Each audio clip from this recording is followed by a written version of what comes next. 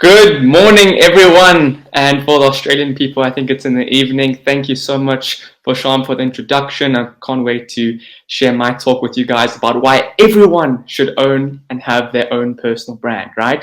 And so to quickly just define what a personal brand is, it's you, it's your story, it's who you are. And I'm going to quickly share a story of how I leveraged my personal brand to actually get into university, be the youngest person to ever be accepted into Henley Business School.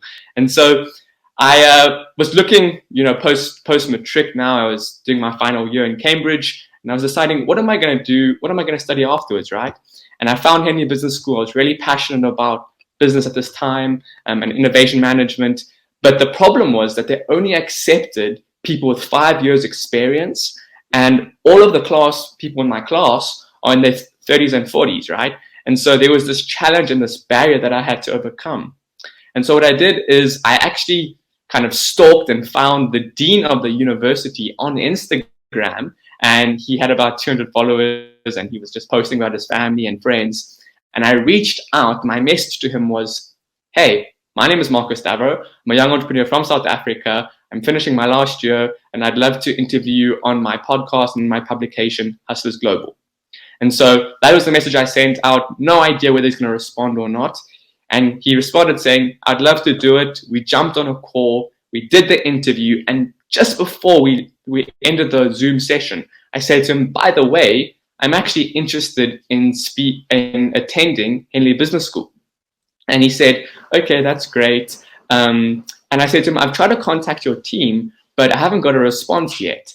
And so he actually took out his phone and started calling the lady, the director who I had spoken to, and said, I'm here with Marko Stavrou. He said to me that you haven't responded to his email. I just wanted to know. And he actually said, responded to him and said, he doesn't have enough experience. He's too young, right? I was 17 at the time. And he actually, while on the phone, went onto my LinkedIn profile and started reading out my experience, worked at this internship at this company, had this podcast, done this. And he responded and said, no, he's got more than enough experience. He's worked at all these companies. Please, can you get in contact with him? And he ended the call.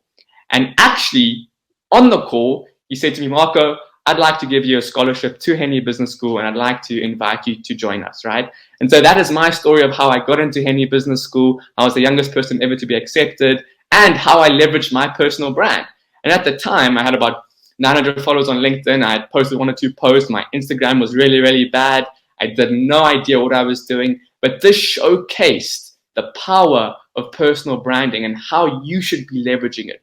So I'm going to be sharing, currently we know the stats regarding unemployment, 35% in South Africa, and in America, between the ages of 16 and 24, there is a 14.9% unemployment rate. So it's quite scary stats. And as a young person, you're looking at these and you don't know what you want to study, as Jake said, and now you're kind of deciding, what do I do with my life, right? How do I do this?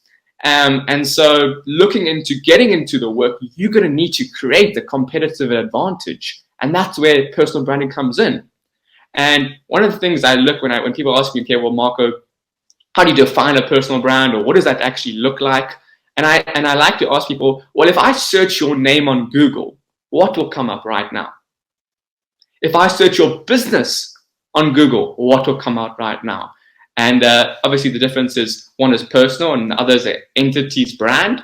But I think it's really, really important moving into the 4th industrial revolution, moving into a digital age where in-person interviews and resumes and the traditional thinking about how we are applying to jobs and how we are getting employability is totally shifting. And so you need to go through this digital transformation where you're evaluating and posing the question, what does my personal brand look like today? And all of those things, right? Your personal brand is just an added value to who you are and what you offer to the world. And the more specific, the more content you can put out about what you're passionate about and showcasing who you are, the better it is going to be for you when it comes to jobs, when it comes to career, when it comes to relationships. And so this is my message to you guys. Really, from this talk, I think this is your time to start your personal brand and to elevate it to the next level. And to end my, to showcase, the bit of a formula for you guys in terms of that. I really believe focusing on one channel is really, really important, whether it be LinkedIn or TikTok or Instagram, and providing content that you're actually excited about and you would want to consume yourself. I see a lot of young people just putting out stuff, but if you're talking from a point of value, from a company's point of view, do they really believe in it?